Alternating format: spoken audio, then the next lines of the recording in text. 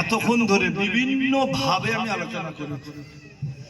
ঠিক যেমন হকারিরা হকারের মাল বেচতে ট্রেনে ওঠে সব রকম রাখে, আমি একটু একটু করে বিভিন্ন দিকে, যেহেতু নতুন এসেছি, না হলে এক একটা পাট পাট আলোচনা করলে আপনাদের আরো ভালো লাগতো। ভাইরা সব থেমে থেমে এসেছে দিনের বেলা, তো যাই হোক, যার কারণে আমার এরা যেমন যেমন এসেছে আমি তেমন তেমন বক্তব্য রেখেছি, পরিষ্কার কথা। তো মোরাল কথা যেটা বলছি, আমরা মুসলমান, আমরা কথা বলেন আমার সাথে, মুসলমান। মুসলমান মানে জানেন তো না জানেন? বলেন মুসলমান কাকে বলে? একটা হলো মুমিন, একটা হলো মুসলমান। মাল ফারক বাইনাল মুমিনি ওয়াল মুসলিমি।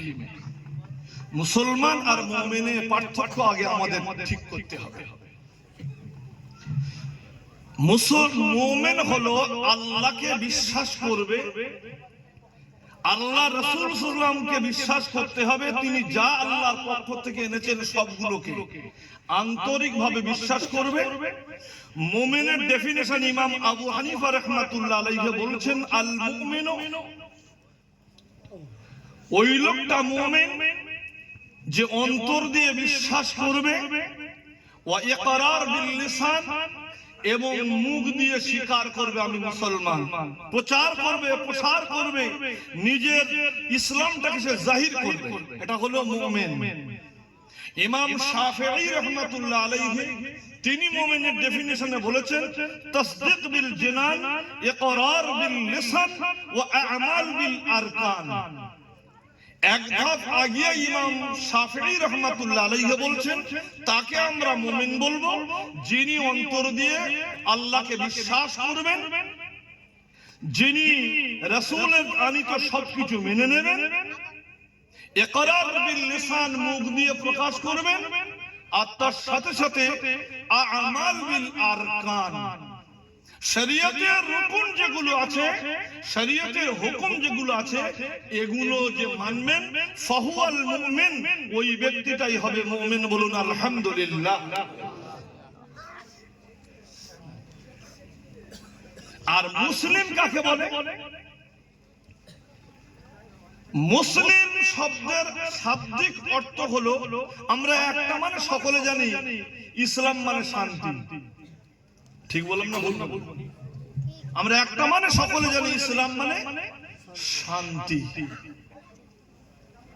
কিন্তু ইসলামের আরো অনেক অর্থ আছে। একটা মুসলিম ওকে বলা হবে যে লোকটা, ইসলামের একটা মানে হলো আত্মসমর্পণ করা। আত্মসমর্পণ মানে কোন চোর যেমন চুরি করে বাড়িওয়ালার কাছে সারেন্ডার হয়ে যাবে, থানাতে গিয়ে নিজেকে জানিয়ে দেওয়া যে আমি অপরাধটা করে ফেলেছি। মুসলমান ওই লোকটা যে আল্লাহর কাছে সারেন্ডার হয়ে যাবে, যে আল্লাহ তোমার হুকুম আহকাম সবকিছু আমি মেনে নিয়েছি। তার এটা মুখ দিয়ে কিভাবে বলবে? তার কাজেতে বহিঃপ্রকাশ। আপনাদের মসজিদে গিয়ে দেখবেন সে নামাজ পড়বে। কথা বোঝাতে পারলাম না? পারলাম। তাহলে মুসলমান মানে হচ্ছে নিজেকে আল্লাহর কাছে সুপর্দ করা, সারেন্ডার হওয়া। তো আমার ভাই সকল বন্ধুরা, আজকের আপনাদের এই গ্রামেতে যে আপনারা যারা আসলেন, এই গ্রামে যে আমার চারজন হাফেজ ভাই আজকে পাগড়ি নেবেন, অর্থাৎ কোরআনুল কারীম 30 পারা পুরো মুখস্থ করেছেন। এইটা শুনে আপনাদের দুঃখ লাগলো না খুশি হলেন? দুঃখ লাগলো, খুশি হলেন? কারা কারা হতে পারলেন না হাত তুলে দেখান। একটু গন্ডগোল হয়ে গেছে, মানে সাধারণত বলবো এক করেছি, তা খুশি হলেন কারা কারা দেখি? মাশাআল্লাহ। কারণ আল্লাহর কোরআন পড়েছেন। শোনেন, আপনারা কিছুদিন আগে শুনছিলেন যে কোরআন শরীফে আমার হিন্দু ভাইদের কেটে সব তছনছ করার কথা বলা হয়েছে। ওদের যেখানে পাবে পাকড়াও করো, ধরো, ওদেরকে ঘাটিতে দাঁড়িয়ে থাকো। কোরআন শরীফ এসেছে সূরা তাওবার 5 নম্বর আয়াত। আল্লাহ পাক বলেছেন যে উকতুলুল মুশরিকিন হাইসু ওয়াজাদতুম, যেখানে পাবে সেখানে কতল করো। আর এই সব বাংলা করে ফেসবুক ছড়িয়ে দিয়েছেন।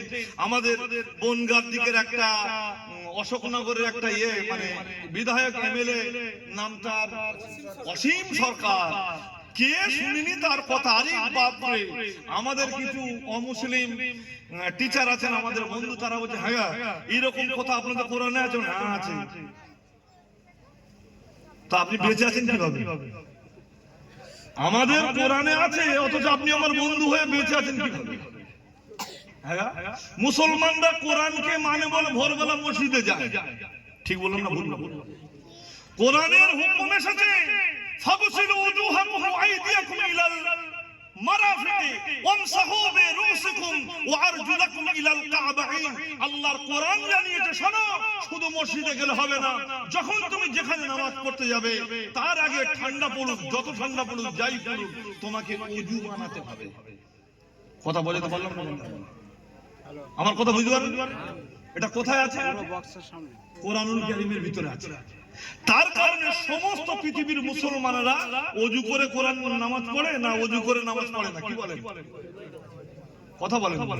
এই আমাদের মজলিস শেষ হলে আমরা নামাজ পড়বো তো, তা বিনা ওযু তো পড়বো না, ওযু করে পড়বো। এখন যদি বলেন যে হুজুর একটা কাজ করুন না, শীতকাল একটু কনসিডার করুন, সব জায়গায় হাফ চলছে, আপনাদের হাফ চলে না? আপনাদের হাফ কি? অন্তত দুটো রাকাত ছেড়ে, মানে দুটো ওয়াক্ত ছেড়ে দিন, এশার ওয়াক্ত আর ফজর ওয়াক্ত, এই দুটো ওয়াক্ত বিনা ওযুতে হবে, আর 3 ওয়াক্ত ওযু করে হবে। জোহর, আসর, মাগরিব ওযু করেন, অসুবিধা নাই। হুজুর ওই রাত 8টার সময় পানি ঘাটা খুব অসুবিধা, আবার ওই রাত ভোর 5টা বা 5:30টার সময় ওযু করা সেটাও খুব কঠিন। তো হুজুর একটা কাজ করুন না, এটা একটু কনসিডার করুন। আচ্ছা, কোন মৌলভী সাহেব করতে পারবে? কথা বলেন, পারবে কি? ওযু করতে হবে না? হবে না?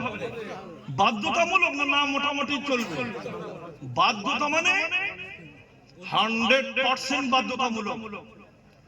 ওযু যদি কেউ না করে নামাজ পড়ে সে বেঈমান। বোঝা গেল না? গেল না? সে যত নামাজি দেখা যাই দেখা, যদি ওযু না থাকে নামাজ পড়ে তাহলে সে বেঈমান। মনে রেখে দেবেন কথাটা। এজন্য হালকা সন্দেহ লাগলো আপনাকে ওযু করে নিতে হবে। কথা বোঝা গেল না? গেল না? এবার চলে আসি, তা কোরআন শরীফে যেখানে বলা আছে উকতুলুল মুশরিকিন, মুশরিককে পাও তো হত্যা করো। আমার বন্ধুকে বললাম আপনি বেঁচে আছেন কেন? আমি তো বুঝি, কারণ কোরআন শরীফের কথা আমরা মানি। তো বলছে আরো একটু বুঝিয়ে দিন। হ্যাঁ, এবার সেটা বোঝাতে হচ্ছে। আল্লাহ কোরআনুল কারীমের ভিতরে বলছেন, ও ভাইরা বাবাজিরা, খুব ঠান্ডা মাথায় কথাটা শুনুন। অনেক মানুষ এটা মনে করে শেষ পর্যায়ে কোরআনে একটু গুনাগুন বলছি। কোরআন এমন একটা কালাম, কোরআন এমন একটা কালাম, এটা হলো কালামুল্লাহ। কোরআনটা কি? কথা বলেন। কালামুল্লাহ মানে কি জানেন? এটা মুজাফ ইলাইহি, মানে আল্লাহর কালাম। আল্লাহর কালাম, কালাম মানে কথা। তাহলে যেটা আমরা পড়ছি আলিফ লাম মিম যালিকাল কিতাবু লা রাইবা ফীহি হুদাল লিল মুত্তাকিন আল্লাযীনা ইউমিনুনা বিল গায়ব। এই যে আমরা পড়ছি এটা কার কালাম? এই কালামটা মানে আওয়াজটা, কথাটাই হলো আল্লাহ। আমার মুখ থেকে বার হচ্ছে আলাদা কথা, কিন্তু এই কথাটা কে বলেছিলেন? মহান আল্লাহ পাক বলেছেন। আল্লাহ বলেছেন ইন্না নাহনু নাযালনা যিকরা ওয়া ইন্না লাহু লাহাফিজুন। শোনো দুনিয়ার মানুষ, কোরআন আমি নাযিল করেছি, এর হেফাজতের দায়িত্ব আমি আল্লাহ নিজে নিয়েছি। বলুন আলহামদুলিল্লাহ। কোরআন হেফাজত করবেন কে? এখন অসীম সরকারে বলে দিল কোরআনেতে মুশরিকদের কাটার কথা বলা হয়েছে। আরে ভণ্ড অসীম, তুমি জানো না কোরআন শরীফের যে কটা আয়াত আছে, এই আয়াতের যেগুলো পরিপ্রেক্ষিতে কোন শানে নজুল আছে, সেই শানে নজুল, সেই কারণে আল্লাহ কোরআন নাজিল করেছে। বোঝা গেল না? গেল না? এই শানে নজুল আল্লাহর নবী সাল্লাল্লাহু আলাইহি ওয়াসাল্লাম মক্কার কুফারে কুরাইশ, মক্কার কুফারে কুরাইশদেরকে মুশরিক বলা হয়। ওদের সাথে রাসূলুল্লাহ একটা চুক্তি করেছিলেন। সেই চুক্তিতে ছিল, সেই চুক্তি যারা ভঙ্গ করবে তাদের উপরে আক্রমণ করা হবে। এই চুক্তি ভঙ্গ করেছিল যখন মক্কার কুফারে কুরাইশরা, আল্লাহ তখন আয়াত নাযিল করে বললেন, হে আমার রাসূল, উকতুলুল মুশরিকিনা হাইসু ওয়াজাদতুম, ও আমার হাবিব ওদেরকে যেখানেই পাবে তুমি সেখানে কতল করো, কারণ এরা যুদ্ধের আগুন এরা তৈরি করেছে। আর যুদ্ধের জন্য সন্ধি যেটা হলো, এই সন্ধিটা নষ্ট করলে কেউ যুদ্ধ চালাতে গিয়ে শত্রুকে কেউ চুমো খায় না। কি কোথায় তো নাকি? এখন আমার ভাইরা বাবাজিরা এরা না জেনে এরা মনে করলো হয়তো কোরআন অমুসলমানদের বিরুদ্ধে বলেছেন, না, কোরআন অমুসলমানের পক্ষে গিয়ে বলেছেন লা ইকরাহা ফিদ্দিন ক্বাদ তাবায়্যানার রুশদ। আল্লাহ বলছে লা ইকরাহা ফিদ্দিন, ধর্ম নিয়ে কেউ বাড়াবাড়ি করো না, লা ইকরাহা কোনো কারাহাত করো না, দ্বীনের বিষয়ে কেউ কারাহাত করো না। লাকুম দীনুকুম ওয়ালিয়া দীন, তুমি যে ধর্মের উপরে আছো তুমি মজবুতের সঙ্গে থাকো, আর অন্যজন যে ধর্মের আছে সে তার ধর্মের উপরে সে সদাচার করুক। কোন ধর্ম নিয়ে কোন বাড়াবাড়ি কোন কাটাকাটি চলে না। আমার ভাই সকল বন্ধুরা, সেই কোরআনুল কারীম আমার চারজন হাফেজ ভাই এখান থেকে মুখস্থ করেছেন।